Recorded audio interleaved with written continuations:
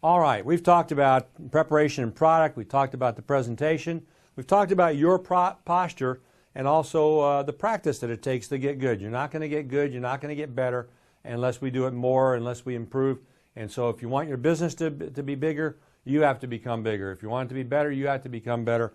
And so that takes all those things. But now let's talk about kind of wrapping up this fourth section of controlling the interview, and that is prospecting and planning. Why is prospecting, why is that part of controlling the sales interview?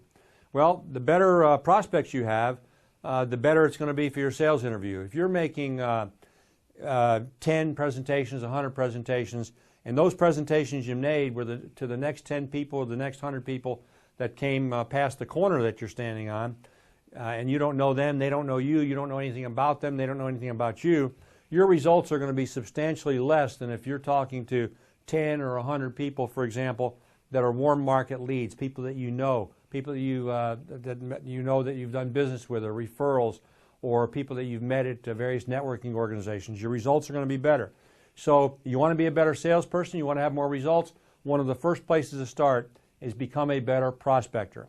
If all you've got is 2 prospects, and that's it, and the first prospect tells you no, or they stand you up, or they change the appointment, now you've got 1 prospect.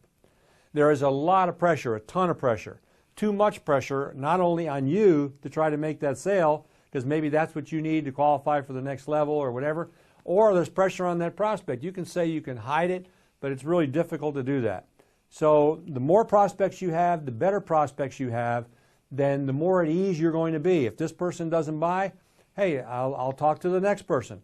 You know, when I was really spending a lot of time in the insurance industry and also with Legal Shield, more time in actually marketing the products myself in my earlier time in the business, you know, I tried to overbook what I was doing. And I was not disappointed when somebody stood me up or canceled or changed. I was disappointed when they didn't, because I was overbooking to a point that I didn't have enough time to see everybody.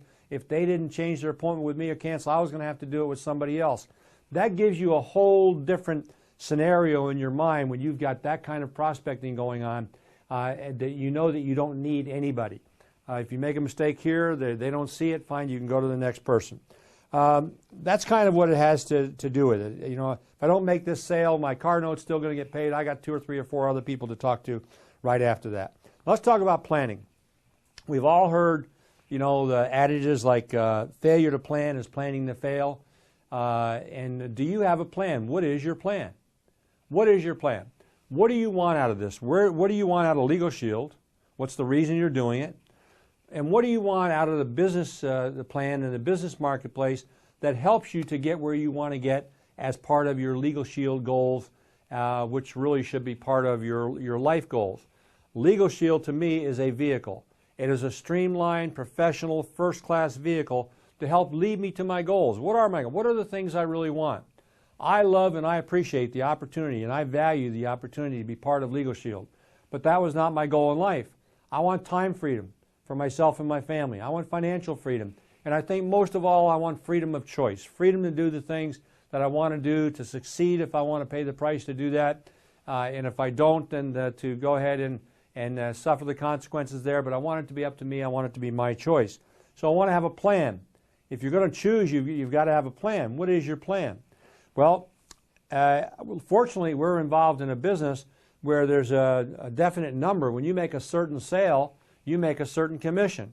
So if you need $331 or $300 to pay a car note, for example, if you're a director and you sell a $75 business plan, that's going to be roughly a $331 commission.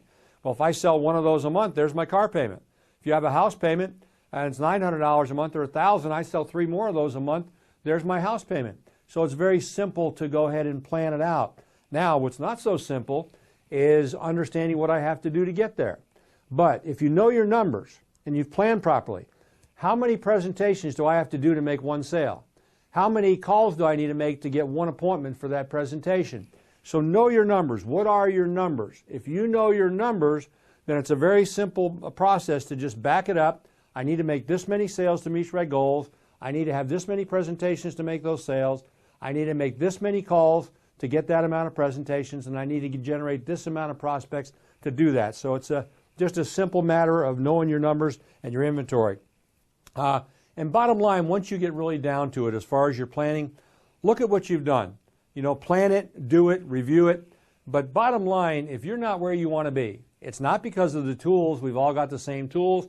Not because of the plan. We've all got the same plan and plan providers. Not because of the economy. Pretty much everybody's experienced the same kind of economy, good or bad, no matter where you are.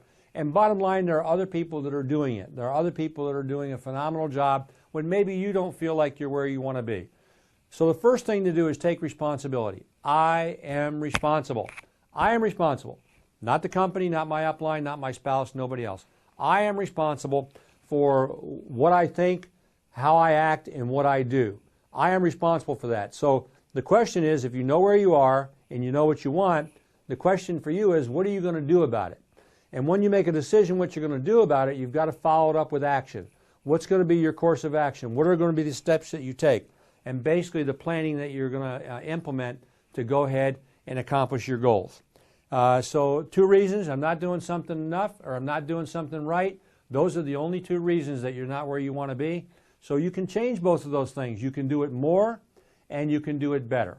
And that's part of what you're watching this for, and I hope you'll pick up maybe 1 idea or 2 ideas from this or from the rest of the material that you're reviewing through. And then the most important thing, I think, once you've decided, if I'm not doing it right, I'm not doing it enough, the next question is, what am I going to do about it? What am I going to do about it? And what you're going to do about it is going to be the basis of the plan that you're going to form. And so that takes us where we are. Be prepared, know the product, get better at your presentation, have the posture that you deserve to have because of the great company we're involved with, become a great prospector and sales won't be a problem, and make sure you plan, you have a plan, you follow the plan, you implement the plan, and great success and great selling.